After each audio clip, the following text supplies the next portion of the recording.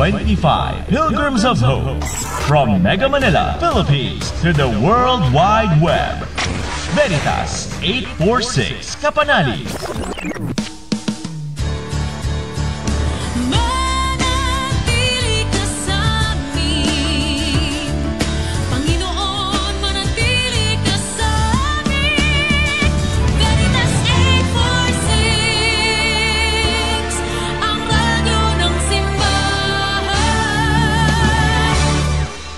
Member, Catholic Media Network and kapisanan ng mga broadcaster ng Pilipinas. Kapanalig Philippine Standard Time, 6 na minuto makalipas sa ika-8 ng gabi. Araw ng linggo, ika-7 araw sa buwan ng Setyembre, taong 2025. Narito ang Veritas News Alert Nationwide. Pinabati ni Pope Leo XIV sa mga lumahok sa 26th International Mariological Marian Congress na ang mahal na inang Birheng Maria ang gabay ng simbahan tungo sa pagkakaisa, kapayapaan at pagkakaunawaan sa kabila ng iba't ibang kultura o pananaw. Mahigit 6 na raang kinatawanan mula sa iba't ibang bansa ang dumalo sa 4 na araw na pagtitipon na inorganisa ng Pontifical International Marian Academy sa Roma sa temang Jubilee and Synodality at Church with the Marian Faith and Practice na ayon kay Papa Leon, ika-14 sa pamamagitan ni Maria ay nakikilala ng simbahan ang sarili nitong bukasyon at misyon. Itinampok pa ni Pope Leo XIV ang dalawang mahalagang katangian ng mahal na ina bilang isang Jubilee woman na nakaugat sa pakikinig sa salita ng Diyos at bilang isang synodal woman na nakikiisa naman sa gawain ng Espiritu Santo upang pag-isahin ng mundo. Sa ganitong pananaw, panalangin ng lider ng simbahang Katolika na makikita si Maria bilang huwaran na isang simbahang may mukha at gawin na nakabatay sa pananampalataya at pagkakawang-gawa. Magbabalik ang mga balita mamayang 9:00. Ako ang inyong kapanalig Jeremiah Figarola, sumayin niyo ang katotohanan. Abangang muli ang Veritas News Alert Nationwide.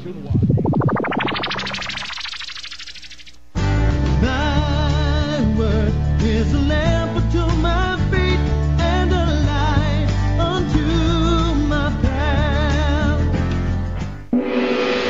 Ang Biblia ngayon. Isang pastoral na pag-aaral tungkol sa nilalaman ng banal na kasulatan, tutugon sa mga usaping kinakaharap natin ngayon. Batay sa katotohanan, lapat sa karanasan. Tuwing linggo, 8:00 hanggang 9:00 ng gabi, dito lamang sa Veritas 846, ang radyo totoo. Hatid sa inyo ng Paulines, ng Biblical Apostolate ng Archdiocese of Manila at ng Veritas 846.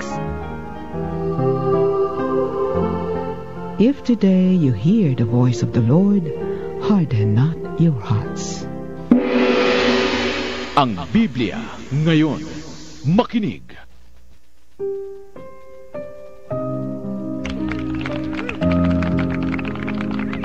Magandang gabi po mga kapanalig. Welcome sa programang Ang Biblia Ngayon. Ito po si Sister Rose Agtarap ng Daughters of St. Paul at Paulines Multimedia. Nagbubunyi ang buong simbahang Katoliko dahil may 2 tayong bagong santo na parehong bata, sina San Pier Giorgio Frassati at San Carlo Acutis. Isang patunay po na ang kabanalan ay hindi pumipili ng edad. Alam niyo, naglingkod si San Pier Giorgio sa pamamagitan ng pangangalaga sa mga mahihirap. At si San Carlo Acutis naman ay isang millennial na nagkaroon ng espesyal na debosyon sa Santissimo Sacramento at sa mahal na Birheng Maria. Minsan nga sinabi daw niya na ang mahal na Birhen lang ang babae sa buhay niya. Bukas po gugunitain natin ang pagsilang ng mahal na ina, kaya't ipagpapatuloy natin ang pagninilay tungkol sa kanya. Kaya kunin na po natin ang ating mga Biblia upang maging handa sa ating pagninilay at pag-aaral ng salita ng Diyos. Kasama po natin ang Director ng Biblical Apostolate ng Archdiocese of Manila, si Reverend Father Adonis Saclolo. Magandang gabi, Father Ado. Magandang gabi, Sister Rose. Magandang gabi mga kapanalig. Wala po ako nung isang linggo dahil meron kaming annual biblical retreat ng Arkham Ministry on Biblical Apostolate. Isang napakagandang kapahingahan sa mga Bible apostles natin mula sa iba't ibang parokya, no, sa halos sa buong isang taon ng misyon, no, nagbabahay-bahay, dadala ng mga Biblia, pumunta sa mga kulungan at ospital, at ayun yung konsolasyon, no, na magpahinga sa salita ng Diyos sa isang retreat. Kaya salamat po sa inyong panalangin. Ngayon, Sister Rose, eto nga, no, pagninilayan natin ngayong gabi ang kapistahan na ipagdiriwang natin bukas, no, ang kapanganakan ng mahal na Birhen. At ito ang ating tatalakayin, ang malaking bahagi ng mahal na Birheng Maria sa kasaysayan ng kaligtasan. Ngunit bago yan, anyayahan muna natin ang presensya ng ating Panginoon sa gabing ito upang sa ating pagninilay ng kanyang salita ay tayo ay samahan ng kanyang banal na Espiritu. Ang pambungad na panalangin po ay ibibigay sa atin ni Sister Rose.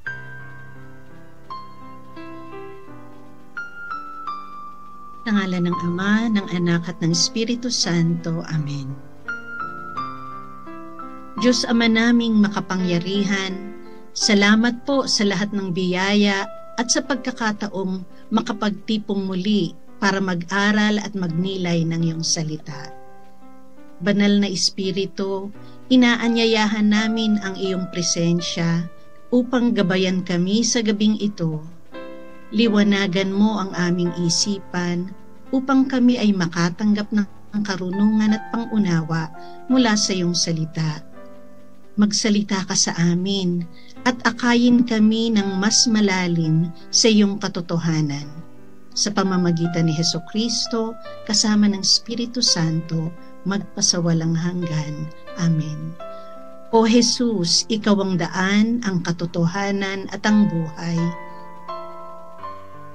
O Maria, Birhen ng katotohanan, ipanalangin mo kami. Sa ngalan ng Ama, ng Anak at ng Espiritu Santo. Amen.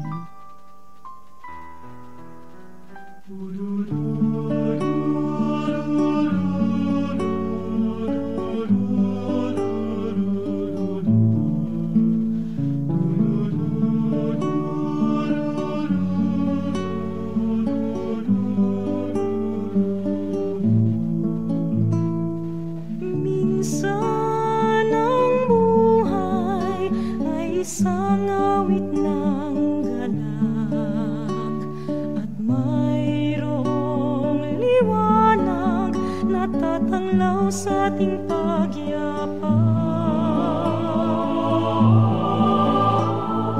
Minsan ang buhay ay isang awit ng luha at siyang papawi nito ay ang pag-asa ng umaga. At kahit anong tindi ng unos at kahit anong tindi ng dilim, may isang inang nagmamatsyag, nagmamahal sa atin. Awit niya'y pag-ibig ng Diyos, tawag niya'y magbalik loob, turo niya'y buhay na ang Diyos lamang sa atin nagkaloob. O inang mahal, narito kami, awit-awit ang Ave Maria, at dalangin ng bawat pamilya ay kapayapaan at pagkakaisa. Ang rosaryo mo, hawak namin at awit-awit ang Ave Maria.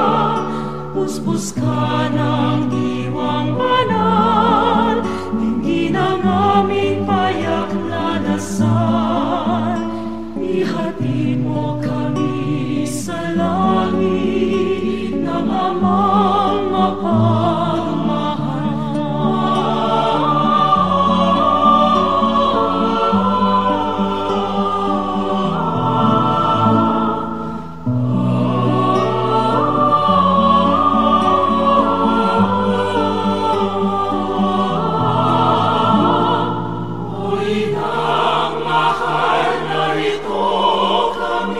Kami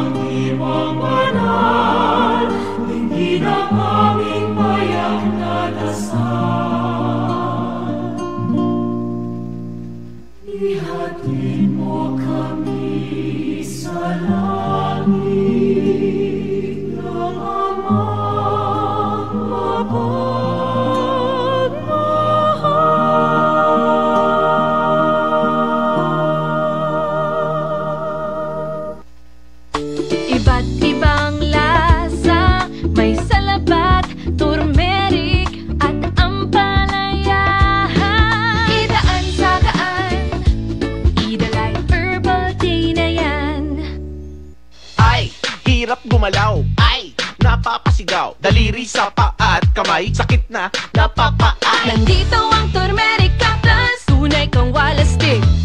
Mahalagang paalala, ang Turmerica Plus ay hindi gamot at hindi dapat gamitin panggamot sa anumang uri ng sakit. Thy word is a lamp unto my feet and a light unto my path.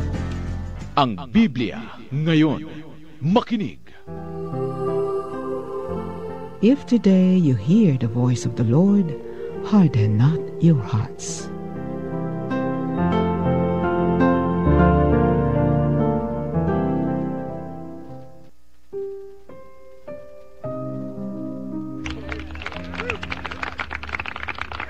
Nagbabalik tayo mga kapanalig sa ating programang Ang Biblia Ngayon. Ang paksa po natin ngayong gabi dahil nga ay kapanganakan ng mahal na Birheng bukas. Ang paksa po natin ay ang Birheng Maria sa kasaysayan ng kaligtasan. Pagninilay sa kapanganakan ng mahal na Birhen. O kaya kapistahan po natin at kapistahan ng buong simbahan. Ang teksto po na pagninilayan natin ngayon ay yung bahagi ng Ebanghelyo na ipapahayag bukas. Ito yung Ebanghelyo mula kay San Mateo chapter 1 verses 1 to 16. No? Ito po yung genealogy of Jesus Christ o yung talaan ng angkan. Makikita natin doon na isang mahalagang bahagi ang ibinigay kay mahal na Birhen. No? Ang ating pong question reflection, sana po ay magpadala kayo ng inyong mga sharing sapagkat lagi po kaming nasasabik sa inyong mga pagbabahagi at marami pong natutulungan ng inyong mga pagninilay. Ang ating pong question reflection po ngayon, ano ang bahagi ng Birheng Maria sa iyong kaligtasan? No? Ano ang bahagi ng Birheng Maria sa iyong kaligtasan? Kung meron po kayong reflection, ipadala nyo po agad sa ating text line sa istasyon 0918-837-4827 o kaya naman sa ating comment section sa Facebook Live. Ngayon po, bago tayo magpatuloy, balikan po muna natin yung paksa na ating tinalakay nung isang linggo na ibibigay sa atin ni Sister Rose. Balik dinig sa nakaraang katotohanan. Ang naging paksa po natin nung nakaraang linggo ay ang pagpapakasakit ni Juan Bautista. At ang teksto ay mula sa Ebanghelyo ayon kay San Marcos, chapter 6 verses 17 to 29. Si Father Oliver Parr ng Society of St. Paul ang naging guest natin. At tinanong niya tayo, kaya mo bang magsabi o manindigan sa katotohanan kahit sa gitna ng panggigipit at pang-uusig? Sinabi niya na sa kwento ng pagpapakasakit ni Juan Bautista, mababasa rin natin ito sa Ebanghelyo ayon kay San Mateo chapter 14 verses 1 to 12. Kilala natin si Juan Bautista bilang tagapaghanda ng dadaanan ni Jesus. Kaya yung binasa nating Ebanghelyo, yung pagpapakasakit, parang paghahanda rin daw sa pagpapakasakit na mangyayari kay Jesus. Kasi kung ano yung nangyari kay Juan, ay mangyayari rin kay Jesus. Tapos inisa-isa ni Father Oliver, no? Kasi parehas daw silang inaresto dahil sa pagkondena nila sa kasamaan, kasinungalingan ng mga makapangyarihan sa lipunan. Pareho silang binalakan na ipapatay, pareho silang naipapatay dahil sa pressure ng mga tao, at matapos silang mamatay, pareho din silang kinuha ng kanilang mga kaibigan para kinuha yung bangkay nila at inilibing. Tapos, parehas din ang dahilan kung bakit sila pinapatay dahil nga nanindigan sila sa katotohanan. Ipinaglaban nila ang katotohanan kahit na ang ibig sabihin nito ay kalabanin nila yung mga makapangyarihan. Kung titignan daw natin yung ebanghelyo ni San Marco, para bang bigla na lang isiningit ni San Marco itong kwento ng pagpapakasakit ni San Juan Bautista, kasi bago ito pinag-usapan yung sinugo ni Jesus yung 12 apostol para magpahayag ng mabuting balita. Tapos biglang pumasok itong kwento. Para bang may gustong sabihin sa atin si San Marco na kung si Juan Bautista ay pinapatay dahil sa pagpapahayag niya ng katotohanan, maaring sapitin din ng 12 apostol ang nangyari kay Juan Bautista dahil sila rin magpapahayag ng mabuting balita. Kaya ang ibig sabihin, kung magiging tagapagpahayag tayo ng mabuting balita, huwag natin asahang magiging madali ang lahat dahil maaari nating makabangga yung mga may kapangyarihan at maaring kinakailangan nating ialay ang sarili nating buhay alang-alang sa katotohanan. Di ba tinatawag nating martir si San Juan Bautista? Yung martir ibig sabihin saksi o witness. Kay Juan Bautista nakita natin kung ano ang ibig sabihin ng pagiging saksi o witness, manindigan sa katotohanan kahit pa kapalit nito ang ating buhay. Yun po ang naging talakayan natin nung nakaraang linggo. Kung gusto po ninyong marinig ang kabuuan ng episode ng Ang Biblia Ngayon, available po ito sa Facebook pages ng DZRV 846 Veritas, ng Paulines Multimedia PH, at ng Arkham Ministry on Biblical Apostolate. Pakinggan na natin ngayon si Father Ado sa ating paksa, Ang Birheng Maria sa Kasaysayan ng Kaligtasan. Father? Maraming salamat, Sister Rose. Ngayon po ating pag-uusapan ang kapanganakan ng mahal na birhen. No? Sa ating pong mga ebanghelyo ay hindi makikita ang kasaysayan ng kapanganakan ng mahal na birhen unang-una.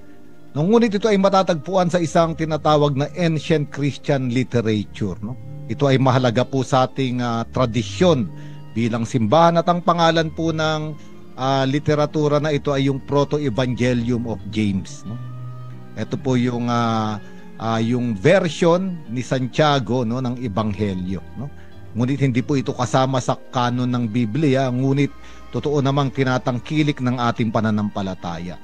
Kapag binasa po natin yung Proto-Evangelium of James, number 1 hanggang number 5, ang una pong nating makikita ron ay yung mga magulang, no, ng Birheng Maria na pinangalanan, no, sa Proto-Evangelium of James na si Ana at si Joaquin. At sila ay baog, no, kaya nga sila ay malungkot, ngunit sila ay mga tapat sa Diyos at nananalangin.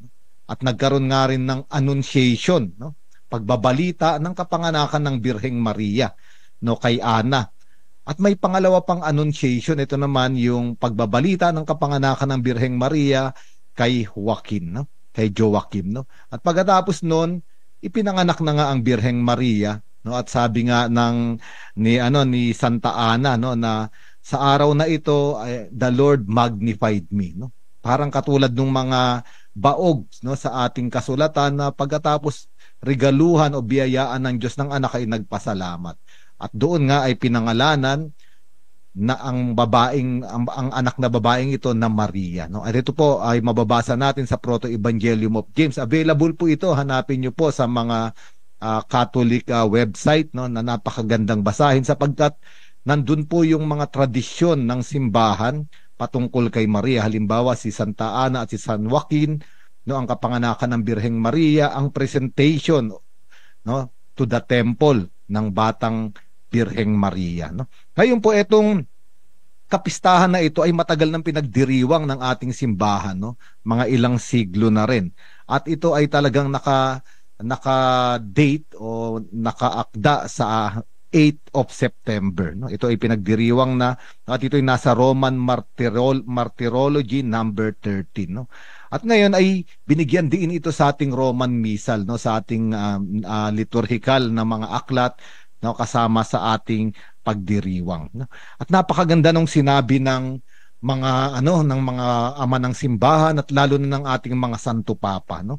Ang Birheng Maria raw, no, sabi sa Roman Missal ay the hope of the entire world and the dawn of salvation. Kung mababasa po natin yung Roman Missal, yung ginagamit natin sa misa, lalo na bukas, sinasabi ron na ang Birheng Maria ay pag-asa o nagbigay ng pag-asa at yung pagbubukang liwayway ng kaligtasan. No? Kaya nga si St. John Paul II noong 2004, tinawag niya ang Birheng Maria na the purest dawn of the redemption. No? Yung para bang kalinis-linisang pagbubukang liwayway ng kaligtasan. No? Napakagandang bigyan diin. At sinabi naman ni Pope Benedict XVI noong 2008 na ang talaan ng angkan, yung pinagninilayan natin ngayon, Matthew chapter 1 verses 1 to 16, sabi ron yung napakahalagang bahagi ng ating Birheng Maria sa kapanganakan o sa pagdadalang tao ng manliligtas na ating Panginoong si Hesukristo. No, kaya nga napakagandang pagnilayan na ito. Bakit ba siya yung bukang liwayway? Sapagkat ang ating Panginoong Hesukristo ang liwanag. At alam naman natin na ang bukang liwayway ay tanda, no, na dumarating na ang liwanag. No, kaya ngayon kapanganakan ng Birheng Maria ay tinatawag na bukang liwayway ng kaligtasan, sapagkat nung ipinanganak ang Birheng Maria ay sumilay na ang liwanag, no, sa daigdig na binabalot ng kadiliman. No? Napakagandang pagnilayan ito, mga kapanalig. No? Ngayon, pupunta na tayo dito sa ating teksto. No? Matthew chapter 1 verses 1 to 16. Kung babasahin po natin, no, nakakahilo kasi napakaraming pangalan. No? At nagsimula ito sa kay Abraham at yung mga naging anak ni Abraham, no, hanggang kay Jacob, yung mga naging anak ni Jacob, no? At isa sa naging anak ni Jacob ay si Juda. Ngayon si Juda sa aklat ng Genesis ay may anak, ngunit namatay yung kanyang anak at nabalo yung asawa nito, ang pangalan ay Tamar, no? Si Tamar. Ngayon sa bayang Israel, mga kapanalig, may tinatawag na Levirate law, no? Yung Levirate law galing sa salitang levir. Yung levir ay Latin word sa brother-in-law. May responsibilidad yung kapatid na lalaki nung namatay na akuin yung balo para maipagpatuloy yung pangalan, no, at yung buhay, no, nung kapatid na namatay. No, ngayon, itong si Tamar ay hindi nabigyan ng pagkakataon, no, parang hindi ginampanan ng mga kapatid, no, yung mga kanyang mga bayaw yung katungkulan nila. Kaya si Tamar ay nagpanggap na isang babaeng nagbibili ng aliw.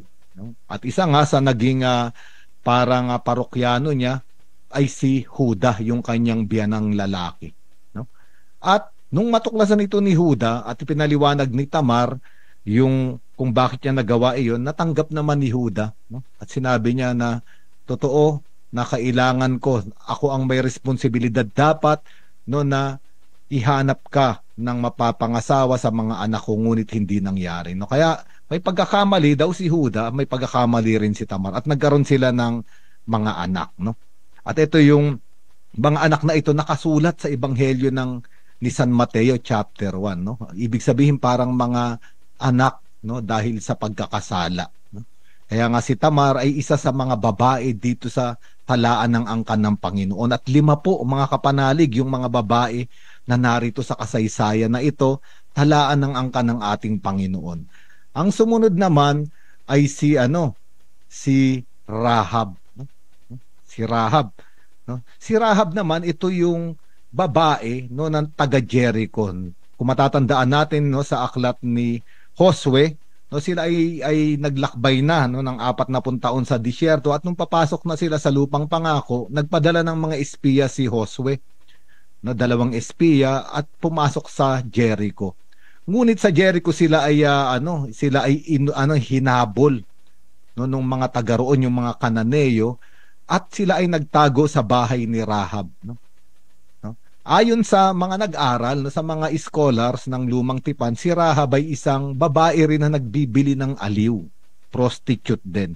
Ngunit siya yung nagligtas dito sa mga espiya. No, kaya nga pinangakuan siya ng mga espiya na maglawit siya ng isang parang telang pula, no, bilang tanda na yung bahay nila ay yung bahay ng babaeng nagligtas doon sa mga espiya. Kaya nung sinakop na, no, nila Josue yung Jericho, no, naligtas yung sambayanan ni Rahab. At doon ay nakapangasawa si Rahab ng isang Israelita, no, kaya nga kasama si Rahab, isang makasalanang babae rin, ngunit naging bahagi, no, ng kaligtasan, no, ng kasaysayan ng bayang Israel, no, kaya siya kasama rito sa talaan ng angkan, no. Napakaganda po nitong mga makukulay yung buhay ng mga babae na narito sa talaan ng angkan ng ating Panginoong Hesus. Ang sumunod na babae na narito ay si Ruth, no. Si Ruth naman ay hindi isang Israelita. Si Ruth ay isang Moabita. Ibig sabihin, kapag hindi ka Israelita, para sa mga Israelita ay isa kang marumi, no. At si Ruth, nandoon siya sa Moab, kasama yung kanyang biyanan na si Naomi. Nabalo rin si Ruth. Nung nabalo si Ruth, si Naomi ay nagdesisyon ng bumalik sa kanyang bayan, no, sa Bethlehem. At si Ruth, parang inangkin niya na ang lipi ni Naomi ay lipi niya na rin. Gano? Kaya sumama siya doon sa Israel, sa bayan ng Bethlehem. At doon ay nakatagpo niya, no, si Boaz, no? At isa na namang napakagandang kasaysayan sapagkat si Boaz ay tinanggap itong si Ruth kahit isang Moabita, itinuturing na marumi, itinuturing na foreigner, no, estranghero na maging asawa. At yung isa pang babae na pang-apat ay si Bathsheba, nandito rin, hindi binanggit yung kanyang pangalan, ngunit sinabi rito, the wife of Uriah. No, at alam naman natin si Bathsheba ay nagkasala kasama si Haring David ng pangangalun niya. At bandang huli, si Haring David ay pinapatay yung kanyang asawang si Uriah, no? At si Bathsheba naman ang naging ina ni Haring Solomon. Makikita natin dito sa kasaysayan ng kaligtasan, makukulay na kasaysayan ng mga babae kasama sa angkan kung saan isinilang ang Panginoon, no? Mamaya po, babalikan natin mga kapanalig, no, yung isang huling-huling babaeng binanggit, ang Birheng Maria, no? Kaya nga, kung meron sana po kayong sharing o reflection, ipadala nyo po, sapagkat itong pinag-uusapan natin ay kasaysayan ng kaligtasan. At ang tanong po, ano bang bahagi ng Birheng Maria sa iyong kaligtasan? Ipanalo nyo po ang inyong reflection sa ating text line 0918-837-4827 o kaya naman sa comment section ng ating Facebook Live.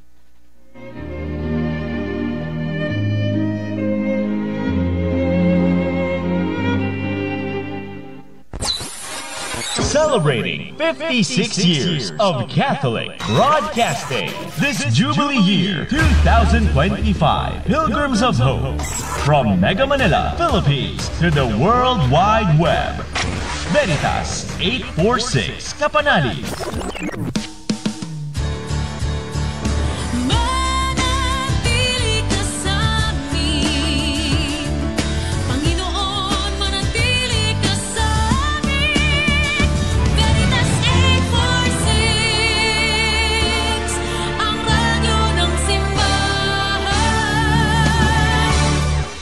Member, Catholic Media Network and kapisanan ng mga broadcaster ng Pilipinas. Kapanalig Philippine Standard Time, 33 minuto makalipas sa 8:08 ng gabi. Thy word is a lamp unto my feet and a light unto my path. Ang Biblia ngayon. Makinig. If today you hear the voice of the Lord, harden not your hearts.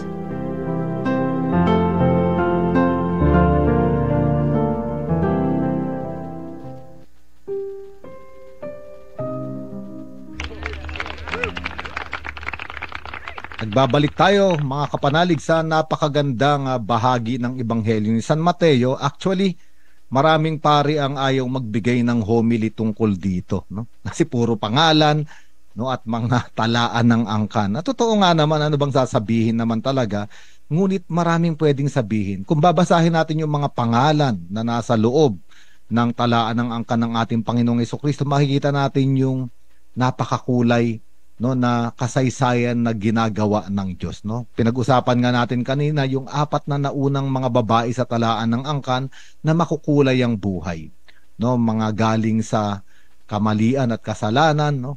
mga hindi tinatanggap bilang malinis ng bayang Israel, ngunit sa mata ng Diyos, sila ay karapat-dapat na maging mga ninuno ng ating Panginoong Hesus. Kahit na nga yung mga hari, no, na nakasulat sa talaan ng angkan na ito ay mga hari, no, sa bloodline, no, ng Haring David, no. At marami sa mga haring ito ay nagpahamak sa Jerusalem o sa bayang Israel sapagkat nagdala sila ng mga Diyos-Diyosan, no. Ngunit ganun pa man, bakit pinili pa rin, no, ng Diyos na itong mga taong ito ay maging bahagi ng angkan na pinagmula ng Panginoon o maging bahagi ng kasaysayan ng kaligtasan? At napakaganda nga nito, no? Ngayon nga, pag-uusapan na natin itong huling babae na nakasulat dito sa talaan na ito, at ito ang Birheng Maria, no? Ang Birheng Maria ay napakagandang pagnilayan sapagkat isa sa ancient hymn ng ating simbahan ay yung tinatawag na Stella Matutina. Ito ay Latin ng morning star, no? Morning star bilang hudyat na darating na yung liwanag ng araw, no? Kaya nga sabi nga ng mga Pope natin, no, siya yung the dawn of redemption, no, bukang liwayway. Ang Birheng Maria, ang katauhan ng Birheng Maria ay hudyat, no, na hindi iniwan ng Diyos ang taong bumagsak dahil sa kahinaan patungo sa kasalanan, no? Ngayon nga, pag-usapan natin itong kapanganakan ng Birheng Maria bilang mahalagang bahagi ng kasaysayan ng kaligtasan, no? Unang-una, sa ating simbahan, sa liturgical calendar natin o sa kalendaryo liturhiko, 3 kapanganakan lang o 3 birthdays lang ang pinagdiriwang natin, no? Unang-una yung sa ating Panginoong Jesucristo, pangalawa yung kapanganakan ni Juan Bautista, at ikatlo yung kapanganakan ng Birheng Maria. Kung pag-iisipan natin bakit kaya isinama itong mga kapanganakan ng 3 mahalagang figura na ito, no, personalities, sapagkat malaki yung bahagi nila sa kasaysayan ng kaligtasan, no? Ngayon, pag ninilayan natin sa Biblia, 2 babae lamang ang nilikha na walang kasalanan. Si Birheng Maria ay ipinaglihing walang kasalanan, Immaculate Conception. Ngunit may isang babae pa na nilikha na walang kasalanan, at ito ay si Eva, no? Kaya nga, sa ating simbahan, ang Birheng Maria ay tinatawag din na bagong Eva, no? Si Eva, ang ina ng sangkatauhan, ay nilikhang walang sala. Ngunit siya ay nakinig sa kasinungalingan ng kaaway at hindi niya nasunod, no, yung panuntunan ng Diyos doon sa hardin. Ang ikalawang Eva, ang Birheng Maria, ay nakinig din sa balita ng isang anghel, no, at siya ay sumunod sa kalooban ng Diyos, no. Kaya nga ang Birheng Maria ay tinatawag na full of grace, no, blessed among women, no? At kung pagninilayan natin itong praise na ito, blessed among women, pinag-uusapan natin ngayon yung 5 babae sa talaan ng angkan ng ating Panginoong Jesucristo, no, na totoo kahit makasalanan yung 4, kahit hindi Israelita, pinili ng Panginoon. Ngunit sa 5 ito, ang pinaka-pinagpala ay ang Birheng Maria, no? Sapagkat sa pamamagitan niya, isinilang ang Panginoon, no? Ang ibig sabihin, yung laman ng Birheng Maria ay ginamit, no, para ang Diyos ay maging laman.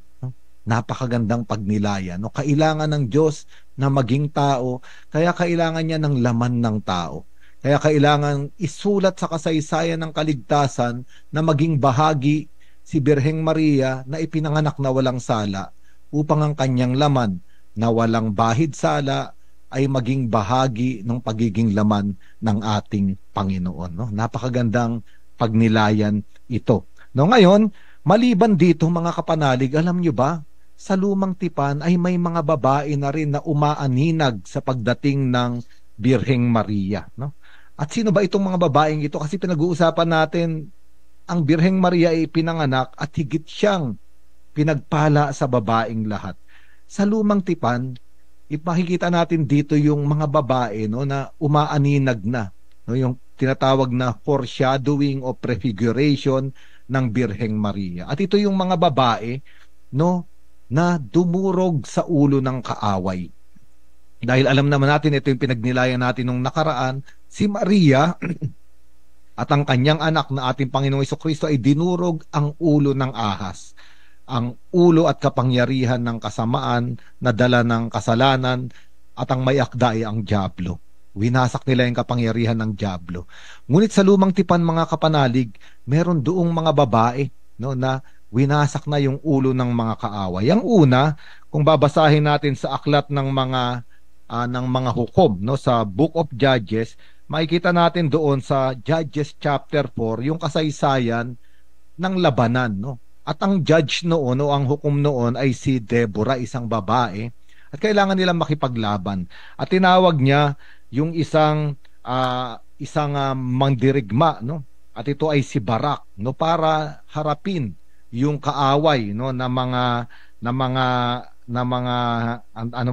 yung mga Kenite, no. Ay hindi, yung mga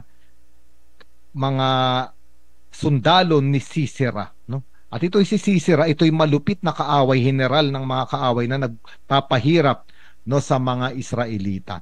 No, ngunit sabi ni Deborah, dahil sabi ni Barak, hindi ko haharap sa kaaway hanggat hindi ka kasama. Ngayon ang sabi ni Deborah, kung sasamahan kita, ang kaluwalhatian ay hindi mapapasa kamay mo sa araw na ito. Ito ay mapupunta sa kamay ng isang babae. At nung naglabanan na nga, natalo nila yung mga kawal ni Sisera, at si Sisera ay tumakas at tumakbo siya sa tolda ng isang babae. At ang babaeng yun ay si Yael, no?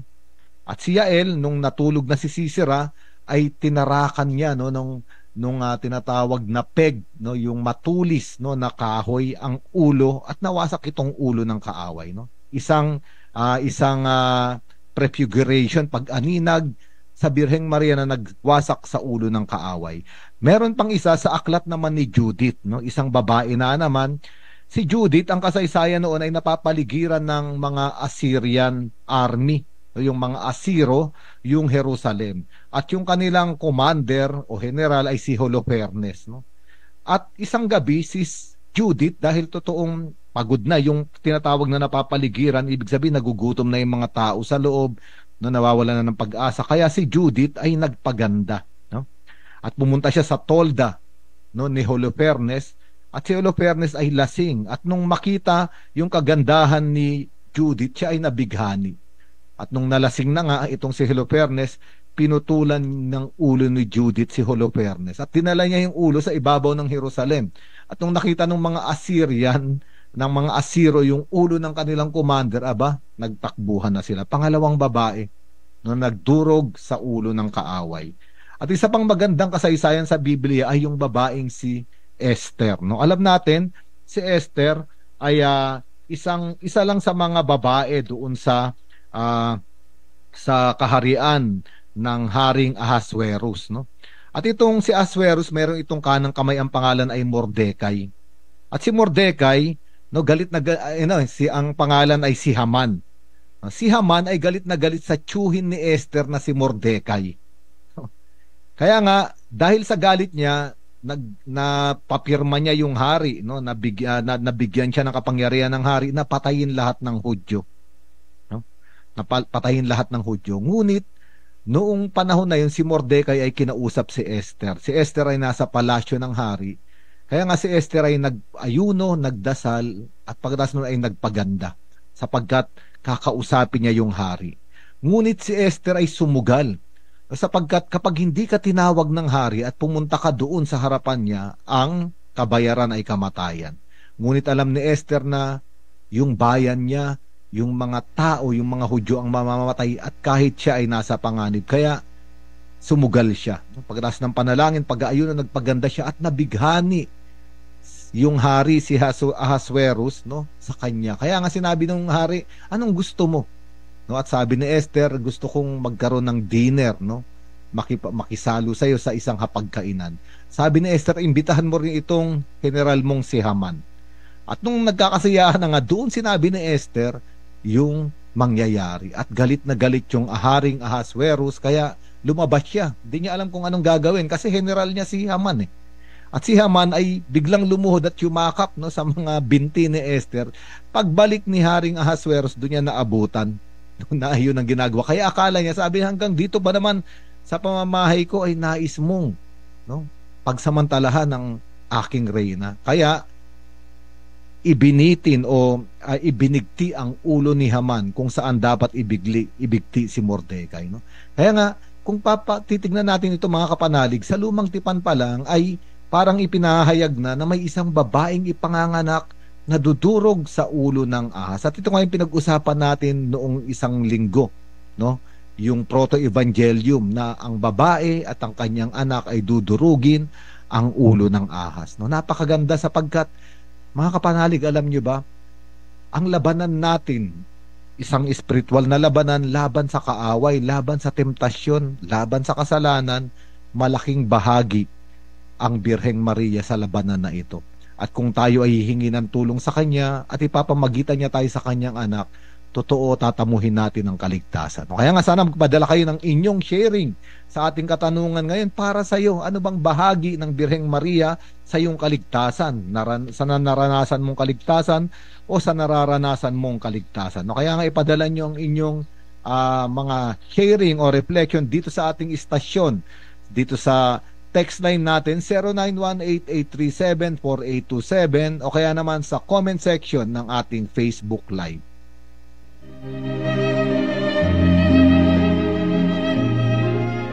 Break time na! Kumain ng tama, mag-exercise at mag-Ampalaya Plus. Clinically tested, ang Ampalaya Plus ay tumutulong sa pag-control ng blood sugar. Ang Ampalaya Plus ay may inam sa mga diabetiko at pre-diabetics. Kaya mag-Ampalaya Plus araw-araw. Mahalagang paalala, ang Ampalaya Plus ay hindi gamot at di maaaring gamitin panggamot sa anumang uri ng sakit.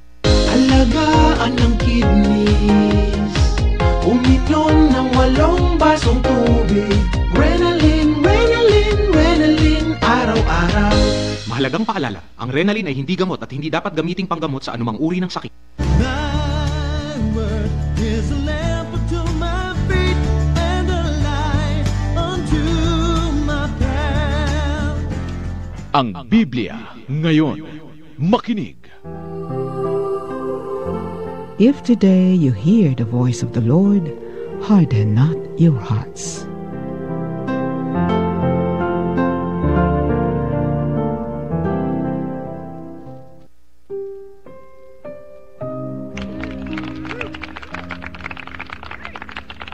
Kaya nagbabalik tayo mga kapanalig sa huling bahagi ng ating programang Ang Biblia Ngayon at paunti-unti nating ipinaliwanag, no, na ang larawan ng babae na nadudurog sa ulo ng ahas na naganap at nangyari sa kapanganakan ng mahal na Birheng Maria, no, ang bukang liwayway ng kaligtasan, no, ang tala sa umaga na ating tinatawag na humuhudyat na darating na ang totoong liwanag, ang ating Panginoong Hesukristo. Kaya nga naman, no, totoo na ang Birheng Maria ay malaki ang bahagi, no, sa kasaysayan ng kaligtasan, no. Sabi nga nung ibang nag-aral ng Mariology, ang tawag sa kanya ay Mother of the History of Salvation, no. Dahil yung History of Salvation o yung kasaysayan ng kaligtasan ay naganap sa ating Panginoong Hesukristo. Ngunit bago maganap sa ating Panginoong Hesukristo, kailangang ipanganak ng ating Panginoong Hesukristo at naroon yung malaking bahagi ng Birheng Maria, no? At meron na sigurong mga nagpapadala, no, ng sharing. Siguro bago natin pag-usapan ito, tanungin muna natin si Sister Rose, baka meron siyang pagninilay o meron siyang maaring paliwanag o idagdag, no, dito sa ating pinag-uusapan ang Birheng Maria, ang bahagi ng Birheng Maria sa kasaysayan ng kaligtasan. Sister Rose? Father, siguro ang masasabi ko lang, no, dahil ang mahal na Birheng Maria, siya yung pinili ng Panginoon para maging ina ng ating manunubos. Ito lagi nga yung sinasabi ng ating mga kapatid na protestante, bakit daw tayo dasal ng dasal sa kanya? Ako po, pag natatanong akong gano'n, ang sinasabi ko, kung ang Diyos nga mismo pinili siya para maging nanay ng kanyang anak, bakit pa tayo magrereklamo, di ba? Tapos sa buhay ko at sa buhay ng napakaraming tao na nakasalamuha ko, lagi-lagi po ang mahal na Birheng Maria ang nagdadala sa kanila papalapit sa Panginoong Hesus. ang may kukwento ko, masishare ko lang ang mother ko, no? Si Mamang. Alam niyo po, araw-araw talaga. Hindi lang siya nagdadasal ng rosaryo na yung 20 misteryo sa loob ng isang araw. Ano po yun? Isang set sa umaga, isang set sa tanghali, at bago matulog sa gabi. Dahil sabi niya, ang daming taong nangangailangan ng tulong, ang daming taong nangangailangan ng ina. At sa pananalangin ng Santo Rosario, yun ang nilalagay niyang intensyon na sino mang nangangailangan ng ina, magkaroon, maramdaman na may inang kumakalinga at nagmamahal sa kanila. So yun lang po ang masasabi ko, kasi sa buhay ko, yun ang naging papel ng mahal na Birheng Maria, na pagpasok ko sa kumbento, akala ko nun talagang magiging malayong malayo na iniwanan ko ang aking pamilya. Ang kinapitan ko ang mahal na Birheng Maria, at siya ang nag-alalay sa akin hanggang sa ngayon, siya pa rin ang aking takbuhan. Father? Maganda, sister, napakaganda. No, ako naalala ko nung bata ko. Di pa naman ako madalas magsimba nung bata ko, pero meron kaming perpetual help sa bahay. No, yung may ilaw. Pagkagabi, sinisindihan yun. Ayun meron din kami niyan. Ngayon, ang parang karanasan ko, sister, nung bata ako, pagka nakagawa ko ng kamalian, pagtingin ko rin sa perpetual help, parang malungkot yung mukha ng Birheng Maria. Ako, sabi ko, sorry po. Pag maganda naman yung ginawa ko, parang nakangiti siya. Hanggang ngayon, pag tumitingin ako sa mga, lalo na yung mga picture ng Birheng Maria, no? Ayun palagi yung naaalala ko. Ano kaya, masaya kaya si Virgin Mary sa akin ngayon? O malungkot, no?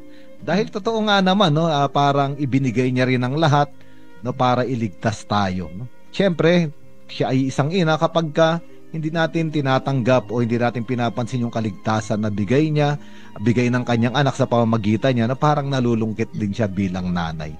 Kaya nga napakagandang pagnilayan natin bukas ng itong babaeng bukod kang pinagpala sa babaeng lahat. Sapagkat ngayong gabi, mga kapanalig, iba't ibang babae ang pinag-usapan natin sa Biblia, pero ang rurok ng lahat ng babaeng ito, no, ay ang ating ina, ang Birheng Maria. O sister, pwede ko nang basahin siguro yung mga ibang sharing dito, no? Bumabate si sabi niya Miss Elizabeth Marsano, God bless, shalom po, please pray for Marsan families, no? Thank you po, sabi, pagdadasal po namin kayo. Ang ating namang kapanalig na si 9074, ang ating kapanalig na si Romel Dizon ng Cabiao, Nueva Ecija, sabi niya, ang nagsasabing iniibig ko si Jesus at Mama Mary, dapat mabait sa kapwa at hindi salbahe. Maging mensahero ng Diyos sa pamamagitan ng gospel, huwag o iwasan ang pagmamataas at paninira ng kapwa. Dahil si Jesus at Maria laging nakamasid sa atin, pakisama ako sa dasal. Sabi niya, sister, wala po akong pamasahe papunta dyan para po makuha ang module, no? Mukhang may gustong kunin na module sa istasyon ang ating kapanalig na si Romel, no? Siguro po kausapin niyo na lang yung ating station, no? Yung station o personnel na naka-assign diyan. Sige sister, meron po ba tayo sa comment section ng ating Facebook Live? Meron po, Father. So basahin muna natin yung may reflection. Ano po? Sabi ni yun. Sabi ni Kapanalig Caridad Valondo Longanilla, good evening po, Father Ado and Sister Rose. Si Mama Mary ang nagsisilbing liwanag sa aking buhay. Isa siyang babaeng malinis at huwaran nating mga Katoliko. Ayan. Tapos si Kapanalig Joy Martinez Dueñas, kaya po favorite ko ang title na Our Lady of Perpetual Help dahil naniniwala akong si Mary ang siyang kanlungan natin sa sandali ng pangangailangan. Dahil si Kristo mismo ang nagbigay ng kanyang ina sa atin habang siya'y nakapako sa krus. Yan, salamat Kapanalig Joy. Sabi naman po ni Kapanalig Raquel Saclolo, napakalaki ng pag-ibig na ibinibigay ng mahal na Birheng Maria at paggabay sa lahat ng mga sitwasyon ng ating buhay, kasama ng ating Panginoong Hesukristo. humihingi din po siya ng dasal dahil sabi niya, please pray para sa pag-opera sa aking left eye bukas ng umaga at patuloy po akong humihiling ng panalangin para sa aking mga mata. Pagdadasal po namin kayo, Kapanalig Raquel Saclolo. Sabi naman po ni Cynthia Orozco, I remember Mother Teresa of Calcutta once said, in times of stress, call on Mama Mary and say, please be a mother to me. I do not have a mom anymore, and now and then I call on her in difficult times, temptation, crisis, and even in good times. Salamat po, Kapanalig Cynthia Orozco. Ayan. Father, marami pong na mga bumabati. So, i-shout out lang natin si Lita David, Ora S. Hemanil ba? Gemanil, watching from Malabon. Si Felix B. Reyes, kapayapaan sa inyo, sabi po niya. Marcia Banag, salamat sa Diyos. Si Annie Guro, happy birthday Mama Mary. Si Sister Benedict Paglinawan, Baby Rose Macalino, Mama Mary, pray for us and bring us closer to your Son Jesus. Bumabati din si Josie Belmonte de la Cruz, blessed and thanks po, Father Ado. Si Kapanalig Hubert Lim, sa pamamagitan ni Maria at sa pagdarasal sa kanya, na ilalapit ako kay Jesus. Ayan. Si Kapanalig Lilia Mercene is watching. Candida Cruz, good evening po, Father Ado, Sister Rose, naway lagi kayong gabayan ng Diyos sa inyong paglilingkod. Shout out din po kay Candy Aquiman Sampagita Ganda. Sabi niya, Amen, blessed, happy evening Sunday for all of us. Si Esther Papa, Mama Mary, pray and guide us. Lita David, Bet Shaliao, maligayang kaarawan siguro to aming Inang Maria. Si Sita Bunag, Mama Mary, pray for us. Sabi naman ni Loretta Nieto, good evening. Fe Ignacio Cruz, si Lulu Lim, Mama Mary, thank you for interceding for us. We love you. Si Kapanalig Norma Justiniano Hernandez, ipanalangin mo po kami, Birheng Maria. Mula naman kay Kapanalig Judith Aldaba, watching from Bacoor City, good evening po, Father Ado and Sister Rose. Si Esther Papa is watching, Edna Carla, Medi De La Rosa, Arnold Tolentino, peace be with you daw, Father Adonis and Sister Rose. Mary Ann Canones. Yun. So, meron pa ba dyan, Father, sa iyo? Wala na po, Sister. Okay, so maaari na tayong magpasalamat, Sister, pero batiin muna natin yung mga kasama ko sa community, no, na nag-birthday nung Biyernes, si Remles Chow at si Orlan Clemino, no. God bless you sa inyong kaarawan, Sister. Okay, so maraming salamat, Father Ado, sa pagpapaliwanag ng ang Birheng Maria sa kasaysayan ng kaligtasan. Talagang napakaraming mga babae sa lumang tipan na naging prefiguration ng ating mahal na ina. So, maraming salamat din sa ating mga faithful followers at mga kapanalig na nagpadala ng comments, kahiligan at pagbati at nakiisa sa atin ngayong gabi. Inaasahan po naming makakasama kayong muli sa susunod na linggo dito sa ating programang Ang Biblia Ngayon. At kung meron pong mga young ladies na nakakarinig ng tawag ng Panginoon at gustong mag-discern ng kanilang bokasyon, o baka meron kayong kilalang gustong magmadre, sabihin niyo po, mag-text lang o tumawag sa 0968-713-3263. Handa po kaming mga Daughters of St. Paul na mag-journey kasama ninyo sa pagtugon sa tawag ng Panginoon. Sa ngalan po ng mga co-pilot natin sa studio ng Veritas 846, Si John na ating PA at si Jimmy at Miguel sa technical side. Ito po si Sister Rose Agtarap ng Daughters of St. Paul at Paulines Multimedia. Nagpapasalamat sa inyong pagsama sa amin ngayong gabi. Pasalamatan natin ang Panginoon, ang ating mahal na Birheng Maria at hingin natin ang bendisyon mula kay Father Ado. Sumainyo ang Panginoon at sumainyo rin. Pagpalain kayong lahat ng ating makapangyarihang Diyos, Ama at Anak at Espiritu Santo. Amen. Sumainyo ang katotohanan.